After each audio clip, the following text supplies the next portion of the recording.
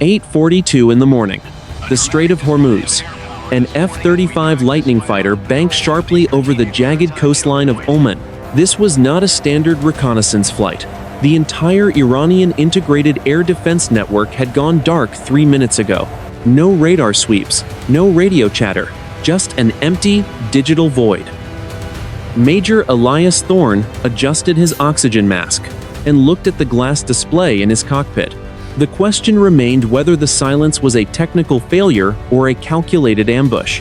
32,000 feet above the water, the air was thin and freezing. Below the clouds, the Strait of Hormuz narrowed into a tactical choke point, where 1/5 of the world's oil moved every single day. Usually, the air was crowded with civilian airliners and maritime patrol craft. This morning, the sky was deserted. The morning sun reflected off the canopy, turning the cockpit into a greenhouse of high-tension electronics. Thorne checked his fuel state. He was 400 miles from his home base. The aircraft carrier, the USS Abraham Lincoln, sat in the Arabian Sea, waiting for word that the passage was clear. His call sign was Guardian 1. He was the eyes and ears of the fleet, but right now, he felt blind. 8:46 in the morning. In Washington, the National Security Council was still in session. They were debating the legality of new transit rules in the Persian Gulf.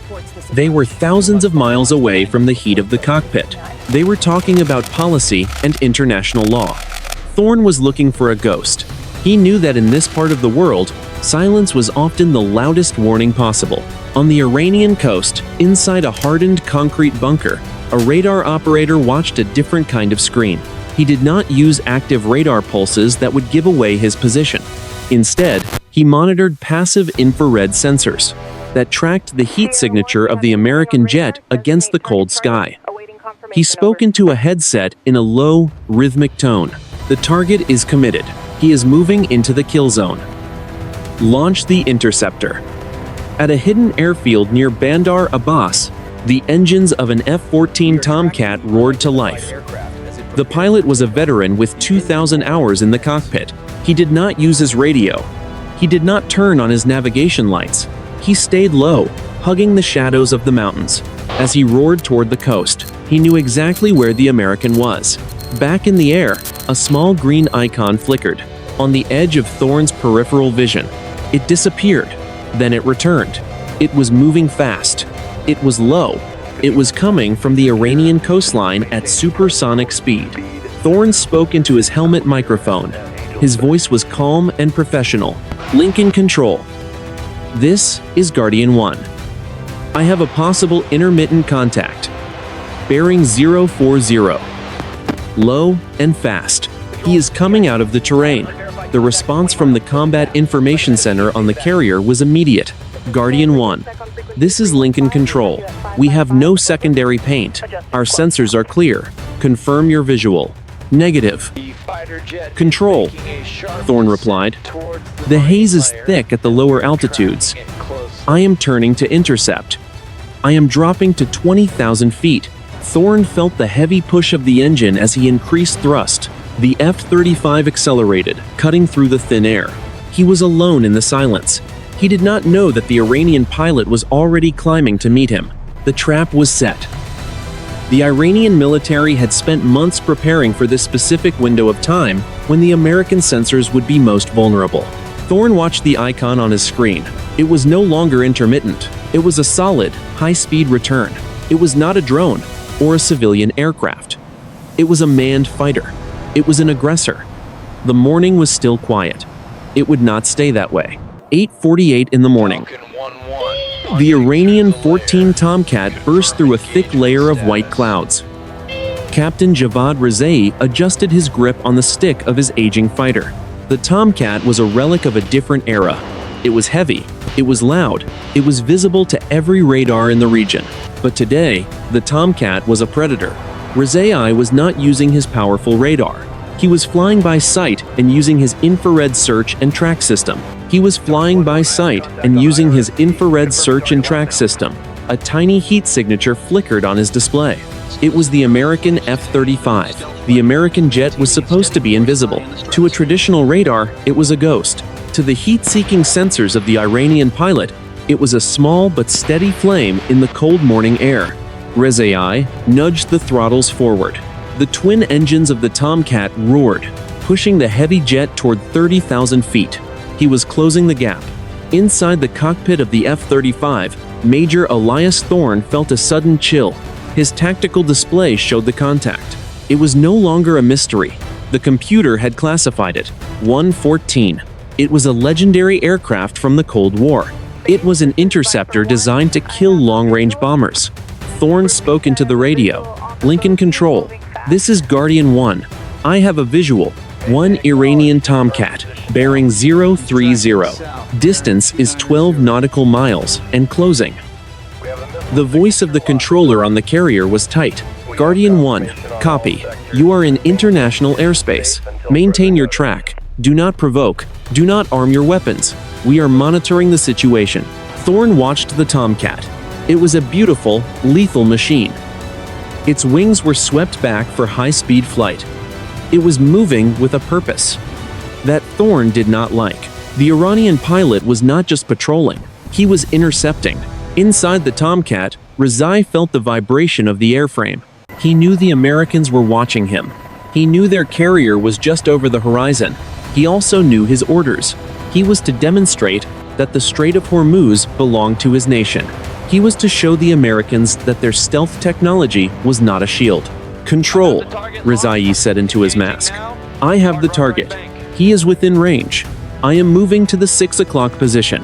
The Iranian ground controller responded immediately. Proceed. Do not fire unless fired upon, but do not let him leave the zone. Rezai banked the Tomcat into a hard left turn. The high-gravity forces pressed him into his seat. He felt the blood leaving his head. He strained against the pressure. He brought the nose of his fighter around. He was aiming for the tail of the F-35. In the world of air combat, being behind your opponent is the ultimate advantage. It is the position of the hunter. Thorne saw the maneuver on his screen. He felt the sweat beginning to form under his flight suit. Control. Guardian 1. The Tomcat is maneuvering for my 6. He is being aggressive. Requesting permission to maneuver. There was a pause on the radio. 3 seconds. In a dogfight, 3 seconds is an eternity. Guardian 1. The controller finally said, "You are cleared to defensive maneuvers only. Do not lock your radar on him." Repeat, do not lock. Thorne did not wait. He pulled back on the stick and kicked the rudder. The F-35 responded with a violent, graceful roll. The jet dived toward the water, trying to break the line of sight. Thorne looked over his shoulder. He could see the twin tails of the Tomcat.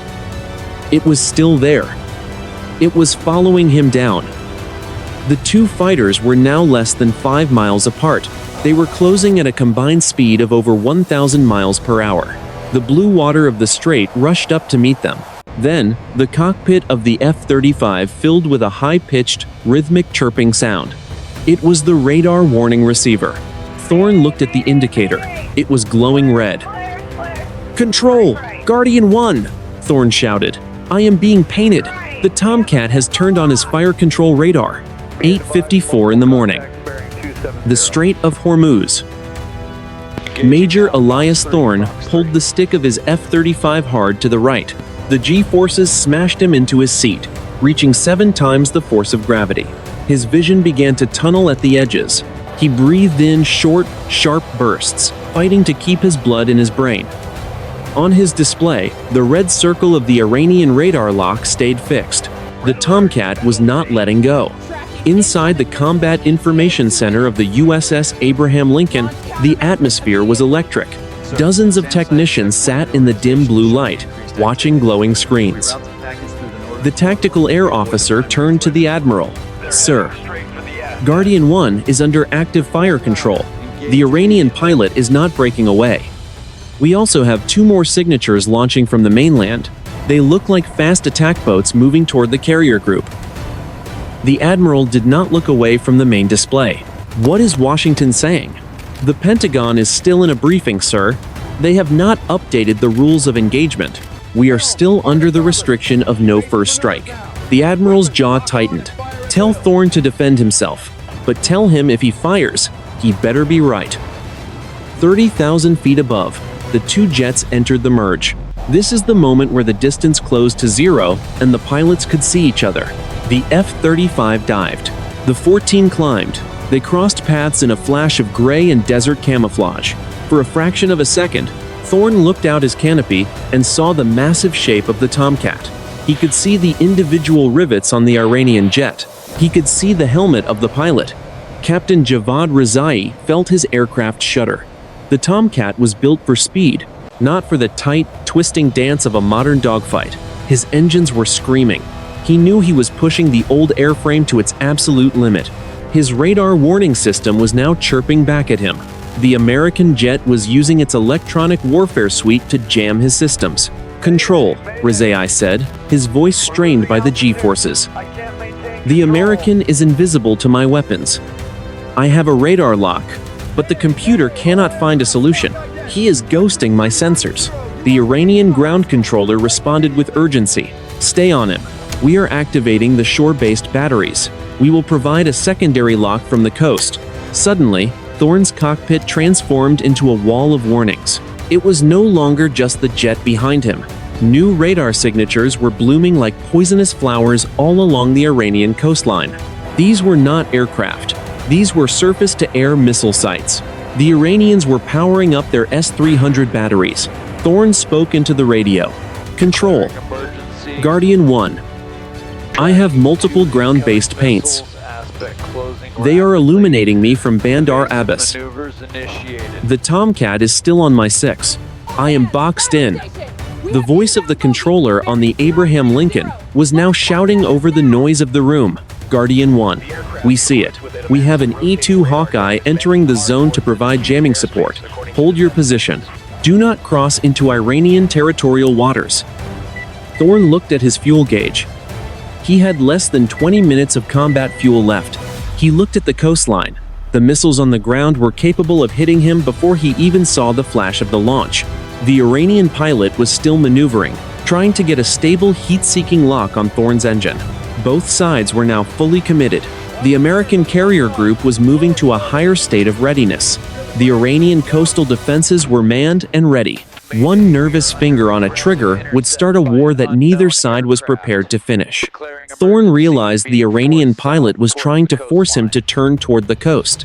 If he turned toward the mainland, he would be in Iranian airspace. Then, they would have a legal reason to shoot. "He is hurting me," Thorne whispered to himself. "He is trying to make me run into his backyard." The two fighters banked again, their wings cutting through the cold morning air. The distance was closing again. The next pass would be the most dangerous yet. 9:02 in the morning. The Strait of Hormuz. Inside the cockpit of the F-35, the audio warning changed. It was no longer a chirp. It was a steady, high-pitched scream. This was a hard lock. A missile was now programmed to find his engine. Major Thorne felt his heart hammer against his ribs. He had a very short window to decide. If he fired now, he would survive. But he would also start a war. He checked his heads-up display. The Iranian Tomcat was sitting at his 5 o'clock position. It was 4 miles away. This was well within the range of an air-to-air missile. The American pilot knew the capabilities of the Iranian jet. It was old, but its radar was powerful. It was designed to kill. Thorne spoke into the radio. "Lincoln Control. This is Guardian 1. I am painted. The lock is solid. Requesting rules of engagement update. Am I cleared to engage?"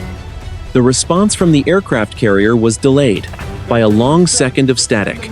The controller spoke. "Guardian 1. This is Lincoln Control. Washington is still deliberating. You are not cleared to fire. Repeat. Do not fire unless you see a launch." Thorne gritted his teeth. "Control. If I wait for a launch, I am a dead man. He is inside my defensive circle.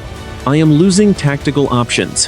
4 miles away, Captain Javad Rezai looked through his gun sight. His thumb was hovering over the red button on his control stick. The fire control computer in the Tomcat was pulsing. It was telling him he had a high probability kill. He could see the American jet clearly now. It was a dark, jagged shape against the blue water. Rezai was sweating. His breathing was heavy in his mask. He was a professional. He did not want to die today, but he had his orders. He was to hold the lock until the American turned back. He was playing a game of chicken at Mach 1.2. He watched. The F-35. It was not turning. It was holding its course. Inside the National Military Command Center in the Pentagon, the situation was being watched on a large digital map. The icons for the two jets were overlapping. A general turned to the Secretary of Defense. "Sir, we are out of time. Our pilot is about to be shot down. We need a decision. Do we authorize self-defense?" The secretary looked at the screen. He saw the political consequences of a downed American fighter. He also saw the consequences of a dead Iranian pilot. He remained silent. The bureaucracy was paralyzed by the weight of the moment. Back in the sky, Thorne made a choice. He would not wait for Washington.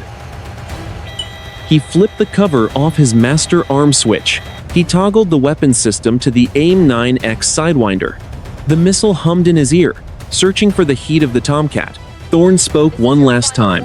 "Control, I am arming my weapons. If he does not break in 5 seconds, I am taking the shot." The sky felt smaller than it had ever been. 2 men, 2 nations, 1 trigger. Thorne began the count in his head. 5, 4, 3, 9, 0 to 4 in the morning. The Strait of Hormuz. Major Elias Thorne held his breath. His thumb was heavy on the red launch button of his control stick. He had reached the end of his internal countdown, but he did not press it. Not yet. He watched the digital display. The Iranian Tomcat was still there. It was a solid block of lethal intent. Thorne felt the sweat stinging his eyes. The cabin of the F-35 felt like a coffin. He was waiting for a single spark. A single movement to justify the kill. Inside the National Military Command Center, the air was thick with the smell of stale coffee and ozone. A general stood over a communications technician. The general spoke with a low, urgent voice. "Get me the president." The technician shook his head. "Sir, the secure line is experiencing a lag. The encryption is cycling. We are dark for another 30 seconds. The general looked at the clock on the wall. It was 9-0 to 4. He knew the gap between policy and reality was closing fast. The decision-making cycle of the most powerful nation on Earth was being outpaced by a single pilot's heartbeat. "If we do not give him an order," the general whispered, "the world will change in the next minute." 9-0 to 5 in the morning. Captain Javed Rezai saw the American jet twitch. It was a subtle roll of the wings. To a fighter pilot, it was a sign of aggression. Or perhaps it was a sign of fear. Rezai felt the vibration of his old 14. It was a beast of steel and fire. It was built to hunt. His targeting computer gave a final, high-pitched confirmation. The lock was perfect. He could see the heat from the F-35 engine glowing, like a small sun on his infrared display. Rezai spoke into his radio. "Control, I am committed. I am taking the shot." The Iranian ground controller did not hesitate this time. "You are cleared. Defend our skies. Fire." Thorne saw the Iranian jet level its wings. The Tomcat was stabilizing its flight path for the launch. The American pilot felt a sudden, cold clarity. The bureaucracy in Washington had failed him. The admiral on the carrier was a ghost. He was the only person left who could stop what was coming, or start it. Thorne pulled the nose of his fighter up into the vertical. He ignored the red warning lights. He ignored the 7 Gs of pressure crushing his lungs. He brought his digital crosshairs onto the center of the Tomcat's canopy. The pilot spoke into his radio. "Lincoln Control, Guardian 1. I am engaging. Fox 2. The sky was no longer a place of transit. It was a battleground. Both pilots had crossed the line of no return. Their systems were fully armed. Their fingers were tense. Both men had committed their lives and their nations to a single moment of violence. The first missile was less than a second from leaving the rail. 9-0 to 5 in 30 seconds. The sky was a pressure cooker. Major Thorne felt his finger begin the pull. It was a 2-stage trigger. He felt the first click. The Sidewinder missile gave a high-pitched growl in his headset. It was hungry for heat. The F-35 was a weapon of pure logic. It calculated the distance. It calculated the lead. It was ready to kill. Inside the Tomcat, Captain Rezai also pulled. He did not blink. He did not hesitate. His missile rail hissed as the ignition sequence began. The heavy fighter groaned under the strain. Sparks of static electricity danced across the canopy. He was a professional. He was doing his duty. 9-0 to 5 and 45 seconds. The world slowed down. Thorne could see the orange flare of the Iranian engines. He could see the wing of the Tomcat vibrate in the turbulent air.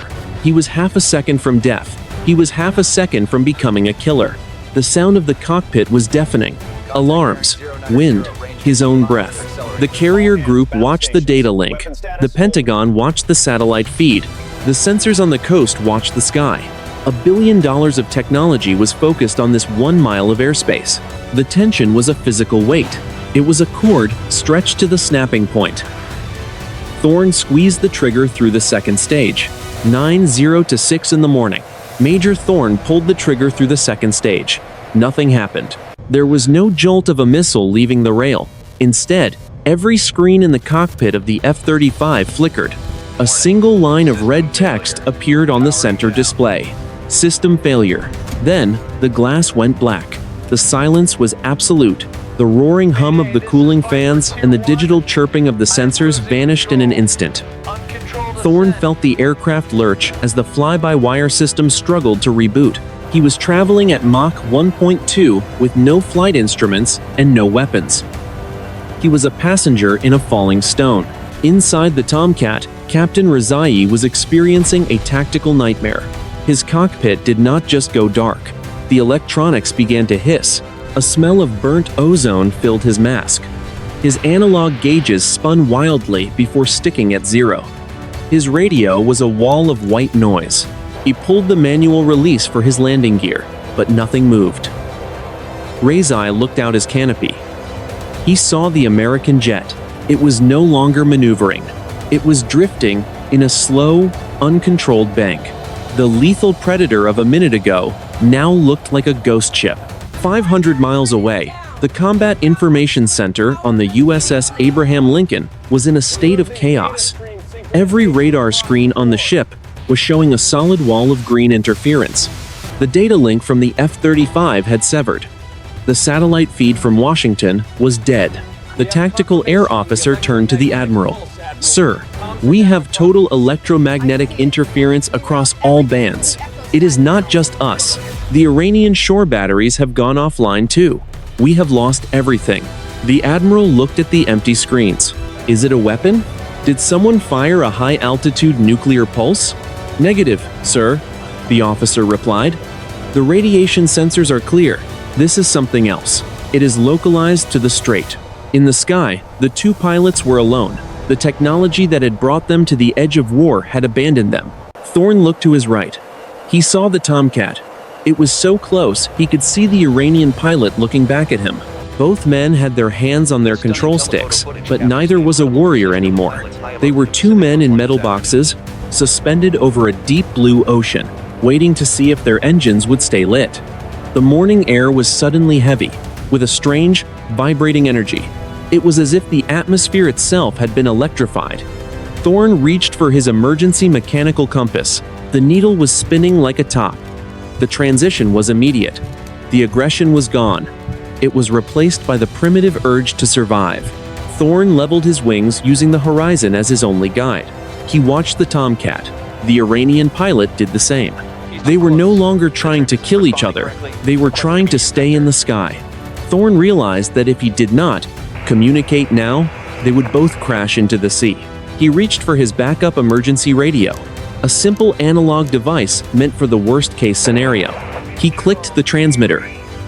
"Iranian pilot. This is the American." The response was nothing but a low, rhythmic pulsing sound. It sounded like a heartbeat. It was coming from the air itself, 9:10 in the morning. The Strait of Hormuz. Major Elias Thorne fought the control stick of his F-35. Without the flight computers, The jet was an aerodynamic nightmare. It was designed to be inherently unstable. Only the constant, micro-adjustments of the digital brain kept it level. Now, that brain was silent. Thorne felt the aircraft buffet in the wind. It was trying to roll. He countered it with heavy, physical movements of his arm. He was no longer a pilot of the future. He was a man wrestling with a falling kite. To his right, the Iranian Tomcat dived and then leveled off. Captain Javad Rezai was having a different struggle. The Tomcat was a mechanical beast. It had hydraulic cables and physical linkages. It did not need a computer to stay in the sky, but it did need power. Rezai's engines were coughing. Thick black smoke trailed from his left exhaust. The electronic pulse had damaged the fuel regulators. The two pilots were now less than 2,000 feet apart. They were close enough to see each other clearly. Thorne looked across the gap. He saw Rezai fighting his own controls. The Iranian pilot looked back. The hatred and the mission were gone. There was only the shared terror of the machine failing the man. 9:12 in the morning. Inside the Combat Information Center of the USS Abraham Lincoln, the silence was worse than the noise. The admiral stood by the primary display. It was a blank sheet of gray. Every advanced sensor in the strike group was useless. The Aegis combat system was stuck in a reboot loop. The admiral spoke to his chief of staff. "We are blind. If the Iranians launch a cruise missile now, we will never see it coming." "Sir," the chief responded, "the Iranian coastal batteries are dark too. We have reports from our signal intelligence. Their entire southern province just lost the grid. This is not a tactical strike. It is a total environmental collapse of the spectrum." 9:15 in the morning. In the sky, the rhythmic pulsing sound in Thorne's headset began to fade. It was replaced by the low hiss of static. His primary flight display flickered. A single green line of text appeared. Backup power engaged. Thorne did not wait for the weapons to come back. He did not look for a lock. He reached for the analog radio dial and moved it to the International Guard frequency. This was the frequency used by every pilot in the world for emergencies. It was the only thing that might still work. The pilot spoke into the mask. "Iranian aircraft. This is the American. I have partial power. I am braking left. I am disengaging. Do you copy?" There was a long pause. The static hissed and popped. Then, a voice came through. It was distorted. It was weak, but it was human. "American. This is Rezai. I copy. My engines are failing. I am turning for the coast. I am not a threat." Thorne looked at the Tomcat. The Iranian jet was banking away. It was a slow, heavy turn. Rezai was not looking for a kill. He was looking for a runway. Thorne felt a strange, cold relief. He watched the Tomcat recede toward the brown mountains of the mainland. He could have followed. He could have waited for his systems to reboot and taken the shot. The rules of engagement would have supported him, but he stayed his course. He leveled his wings and pointed his nose toward the open sea. 9:18 in the morning. The high-pitched scream of the radar warning receiver returned, but it was different now. It was the friendly sweep of the American carrier group. The USS Abraham Lincoln was back online. The digital fog was lifting as quickly as it had arrived. The voice of the controller burst into Thorne's ears. "Guardian 1, Lincoln Control. We have you on radar. Status report. Did you engage?" Thorne looked back at the empty sky where the Tomcat had been. He thought about the red button. He thought about the 3 seconds he had to decide. "Control. This is Guardian 1, Thorne said. His voice was steady. "Negative. No engagement. The target has disengaged. I am returning to base. I have multiple system failures to report." The crisis was over, but the mystery was just beginning. 10:15 in the morning. The Arabian Sea. The flight deck of the USS Abraham Lincoln was a hive of controlled chaos. The heat was rising off the asphalt as the F-35 touched down. Major Elias Thorne felt the violent tug of the arresting wire. The jet came to a sudden, jarring halt. He sat in the cockpit for a long moment. He did not move. He just listened to the dying whine of the engine. The silence of the hangar was a sharp contrast to the screaming alarms of the hour before. Thorne climbed down the ladder. He was met by a team of technicians and intelligence officers. They did not offer congratulations. They looked at the aircraft with a mixture of confusion and concern. The skin of the F-35 was covered in a fine, crystalline powder. It looked like frost, but it was nearly 80 degrees on the deck. The intelligence officer led Thorne toward a secure debriefing room. "Major, we need everything, from the first contact to the moment your screens went dark." Thorne sat down and pulled off his helmet. His hair was matted with sweat. "It wasn't a weapon," he said. His voice was raspy. "At least, not one I recognize. The Iranian was as blind as I was. We were both just trying to stay in the air." Inside the Combat Information Center, the Admiral was looking at a replay of the sensor data. The pulse had been recorded by 3 different ships in the carrier group. It was not a blast. It was a localized, high-frequency distortion that had moved through the strait like a wave. It had no point of origin. It simply appeared, neutralized every digital system in its path, and then vanished into the atmosphere. 12:30 in the afternoon. Tehran. Captain Javed Rezai sat in a small, windowless office at the Bandar Abbas airbase. He had managed to land his Tomcat on a secondary strip, but the engines were ruined. He had been questioned by 3 different agencies in the last 2 hours. They wanted to know if he had seen an American electronic warfare plane. They wanted to know why he had spoken to the enemy. "I spoke to him because we were dying," Rezai told the investigators. "The American did not strike us. The sky struck us both." The Iranian military command was in a state of high alert. They had lost millions of dollars in hardware. Their coastal defense network was still being rebooted. In the official reports, they would blame American aggression. They would say they had driven the stealth fighter away. But in the private rooms, the generals were looking at satellite photos of the strait. They were looking for the source of the wave. 2:15 in the afternoon. The report reached the Pentagon. It was classified at the highest level. The electronic anomaly was not limited to the Strait of Hormuz. At the exact same moment, a Chinese destroyer in the East China Sea and a Russian submarine in the Barents Sea had reported identical system failures. The strategic analysis was grim. The world's 3 most powerful militaries had been simultaneously blinded in 3 different corners of the globe. The tension between Washington and Tehran was now secondary to a much larger problem. Thorne stood on the deck of the carrier, looking out at the horizon. The water was calm. The sun was bright. Everything looked normal. But he knew that the rules had changed. For a few minutes, the most advanced weapons on the planet had been turned into useless scrap metal. "It felt like a warning," Thorne whispered. He didn't know who the warning was from. He only knew that next time, the machines might not turn back on. 2 days later, the Pentagon and the Iranian Ministry of Defense, the strategic assessment was final. The event in the Strait of Hormuz was officially classified by both nations as a geospatial atmospheric phenomenon.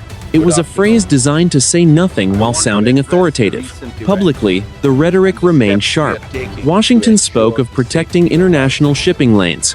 Tehran spoke of defending sovereign waters. But beneath the surface, the tone had shifted. The official military analysis was conducted in a windowless room deep beneath the Potomac River. Analysts pored over the data from Major Thorne's F-35.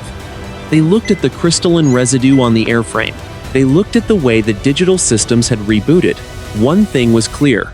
The pulse was not a weapon. It was not a flare from the sun. It was an intentional, precision-guided electromagnetic vacuum. The tactical conclusion is uncomfortable. The lead analyst told the Joint Chiefs, "We spent $1 trillion on the F-35 program to ensure air dominance. In those 3 minutes over the strait, that dominance was reduced to 0 by a source we cannot identify." The same thing happened to the Iranians. The same thing happened to the Chinese. Whoever did this was not picking a side. They were stopping a fight. 3,000 miles away, in a quiet suburb of Isfahan, Captain Javed Rezai sat in his garden. He was officially on leave, pending a medical review. He watched the birds circling in the warm afternoon air. He thought about the American pilot. He thought about the 3 seconds where they were both hunters. Rezai knew that if the machines had worked, he would be a hero or a martyr. Instead, he was just a man who had seen the limits of human power. He realized that modern warfare had become so fast, so automated, and so lethal that the only way to prevent it was to break the tools used to wage it. Major Elias Thorne was back in the air, but not over the strait. He was flying a training mission over the desert of Nevada. The sky was vast and empty. His systems were green. His radar was clear. But every time he reached for the trigger during a simulation, he felt a momentary hesitation. He remembered the heartbeat sound in his headset. He remembered the rhythm that had replaced the sound of war. The philosophical aftermath of the Hormuz flashpoint was a quiet one. The incident did not lead to a treaty or a grand peace gesture. It led to a calculated restraint. Both nations realized that their most advanced technology was vulnerable to something they did not understand. The fear of the unknown had done what diplomacy could not. It had forced a pause. The final report on the incident concluded with a single, uncharacteristic sentence from a senior intelligence official. Modern war is decided not by who fires first, but by who chooses not to fire at all. On that morning, 2 men were given a choice. They chose to wait. And in that waiting, the world survived. The Strait of Hormuz remained a narrow, dangerous choke point. The tankers continued to move. The jets continued to patrol. But the pilots who flew those missions looked at their screens differently. They knew that the machines were only as powerful as the silence that allowed them to operate. The morning was still. For now, the sky was just a sky.